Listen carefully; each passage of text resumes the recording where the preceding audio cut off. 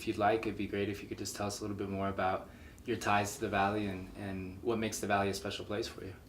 So I was in my teen years, in my 20s, and I was making a lot of money, but the values in that corporate world were really in direct conflict with how I was raised.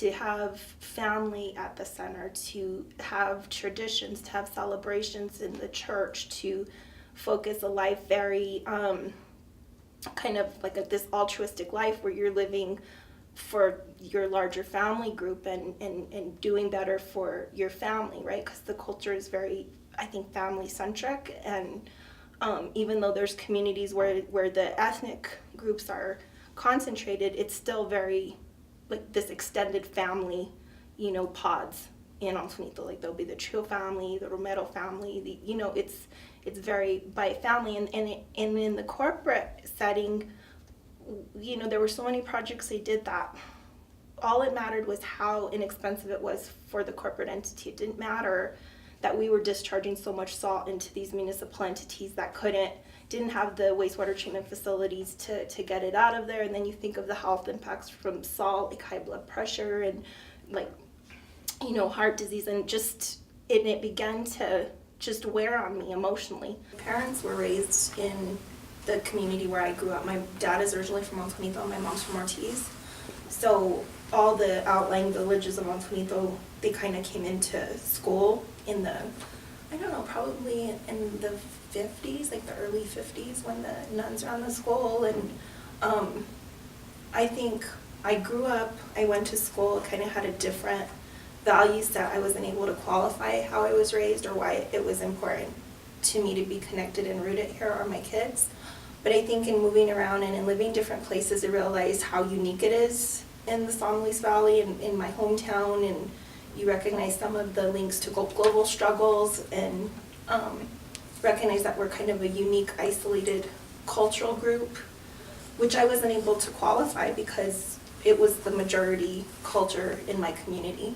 So what makes me tied to it now, I think, is it's a culmination of my life experience and coming back full circle to what I was taught that was valuable for me as an individual, but wasn't able to qualify that until now that I'm an adult.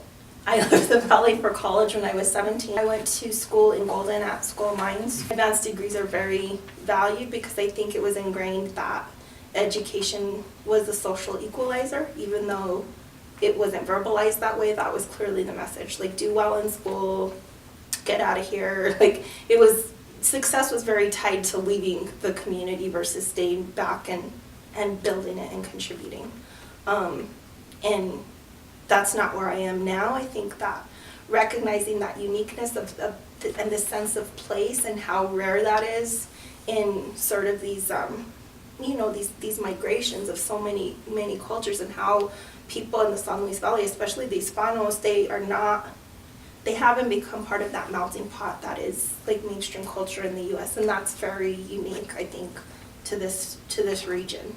And it's valuable, and I think it's a value to just acculturate and be able to function in your own culture and in mainstream culture, but I don't think that everybody needs to assimilate, and I think people in the Valley have not.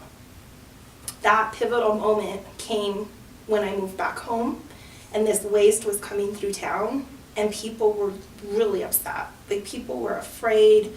My older sister was really, really afraid, and just seeing people in the community asking very common sense questions and being talked down to or belittled, it was very frustrating. And so my plan then was, okay, let me incorporate this entity so people could sue. We started this organization, and there just seemed to be a different need every turn.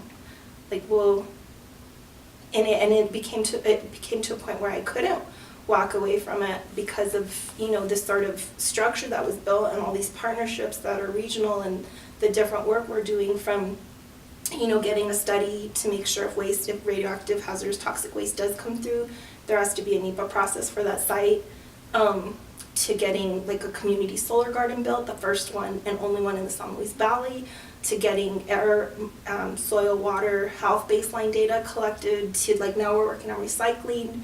And then this other opportunity, again out of need, came with this targeted hire for Antonito. And a lot of rural communities are struggling with how do you keep in compliance with sort of regulatory framework when you have aging infrastructure, when you have no capacity, when you have limited resources, when you have like just brilliant people running things but for free.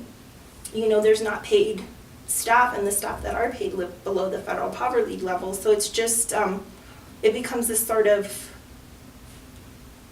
well, you have to be creative in finding these solutions, and I realize that's something unique that I have. And it's being ingrained so much, like you have to give back with your gifts and you have to give back to your family.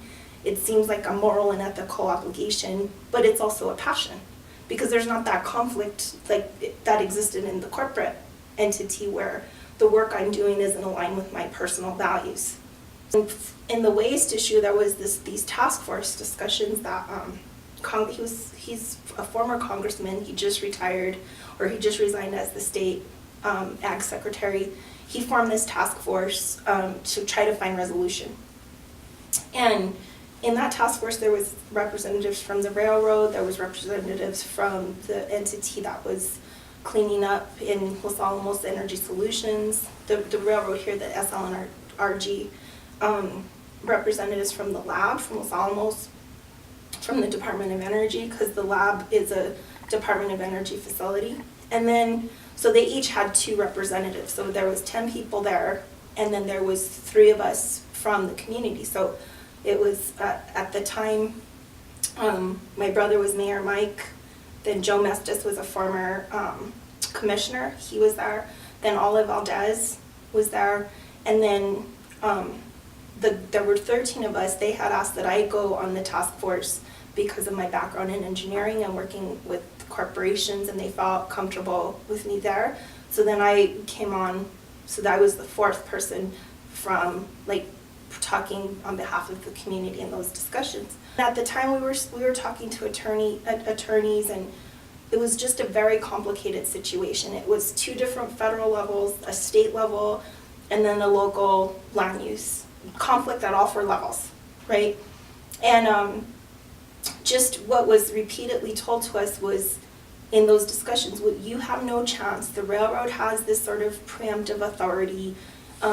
There's a 99.9% chance, always kind of trying to extort this agreement out of us on behalf of the community. And the attorneys were just saying, just gather information, go in there and don't really, you know, if they're willing to remove, because at the time the railroad was suing the county for its authority before the Surface Transportation Board, and the highway access permit had just been granted, and so they were kind of telling us, well, you are going to lose, so just get protection through the settlement agreement. And we're like, well, how many people are going to be hurt by this? Like, what are the impacts? Like, and no straight answers. And their own internal documents said there would be 8 deaths along the course of the cleanup. And like, well, are those 8 deaths all in Antonito, since you're parking this waste right in our community? Or like, where, like, what is going on here? And I think it was the only time I've ever been treated like I was really,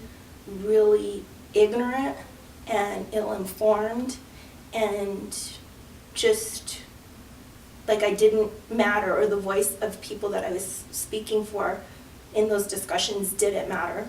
And it was communicated very directly sometimes, like, well, this place is so shitty anyway, what do you care if one more thing comes through? And it's like, well, those are our struggles over generations, because of land loss, because of unique land tenure, because of language loss, because those are our struggles. Like, who are you to come in and say, well, I'm here now, I make the rules? It was very humbling and humiliating. So that was what I felt in those discussions, and that was what I was feeling the community members were feeling when I first came home. That sort of frustration and disempowerment, and it was just too much to not help. It was so long, that final, like when we got the settlement from the lawsuit, we knew it was over, but the Surface Transportation Board ruling was still out, which it didn't matter if the Surface Transportation Board had granted them preemption, because they would have had to do the NEPA analysis. So when the railroad ruling came out, and so the Surface Transportation Board, this is the only time they've ever left Washington, D.C. to hear public testimony, but they came to Conejos, and there was like 90 people that testified. I think only 5 people spoke in support, everybody else spoke in opposition. And the folks that spoke in support were from the companies, the railroad, and one guy who had just moved into Alamosa to talk about economic development. And in our communities, so many times as I'm on this whole environmental justice movement now, that's the choice we're forced to make: health or providing for family. So when we got that decision that the Surface Transportation Board had dismissed their petition, like all those discussions, like 99.99% sure that the railroad's gonna get preemption, like this place is so shitty, you guys should just, what was just one more thing, and it was just a moment of